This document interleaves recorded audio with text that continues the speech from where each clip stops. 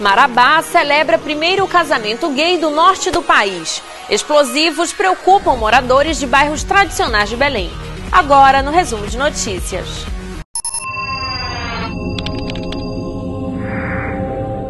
O resumo de notícias começa falando de um avanço na legalização de casamentos homoafetivos. Em Marabá, um casal gay conseguiu tornar sua relação oficial perante a justiça.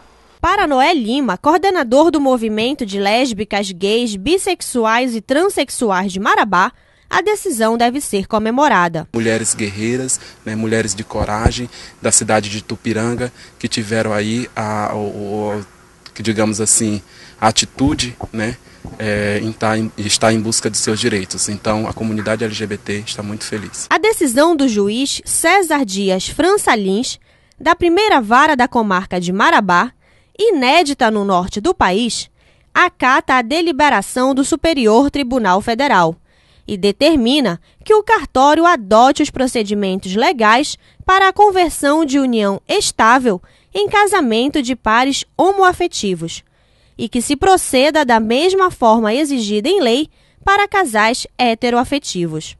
Por meio de mensagem de telefone celular, uma das pessoas beneficiada com a decisão, que hoje mora em Tupiranga, a 45 quilômetros de Marabá, agradeceu, disse que está muito feliz e espera que mais casamentos possam se formar diante da lei.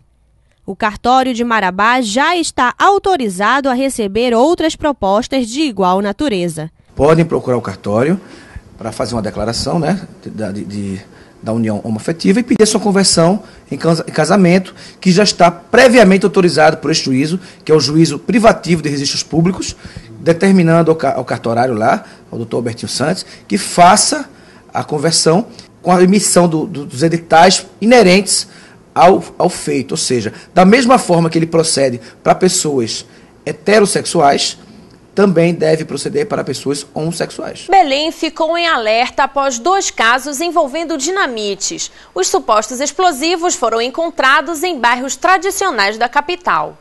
No bairro do Jurunas, na segunda-feira, uma denúncia anônima levou policiais a verificarem entulhos na Travessa Honório de Caldas à procura de um suposto explosivo. Possivelmente seria uma emulsão encontrada no lixo. A emulsão é um autoexplosivo utilizado em pedreiras para detonação de rochas.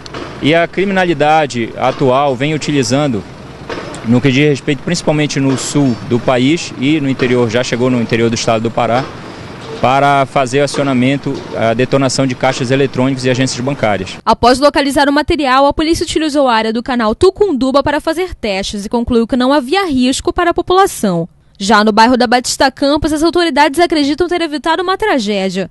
No fim da tarde de domingo, 2 explosivos foram encontrados em uma parada de ônibus próxima à rua Mundurucus. O material foi localizado por um soldado da Polícia Militar e sua esposa. A população já tinha pego uma delas, abriu.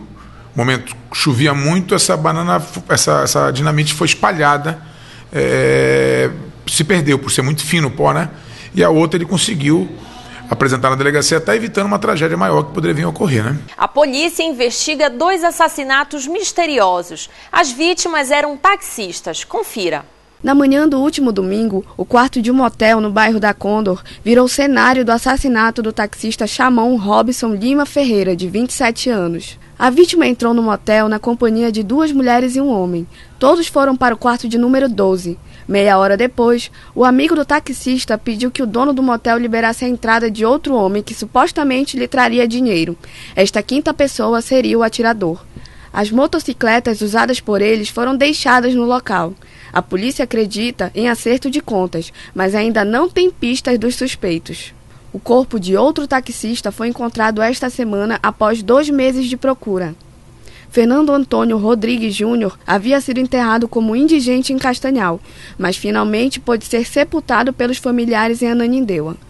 O crime ainda está longe de ser desvendado. Fernando desapareceu enquanto trabalhava no dia 8 de janeiro. Uma semana depois, o táxi dele foi encontrado em Capanema, faltando apenas o aparelho de som.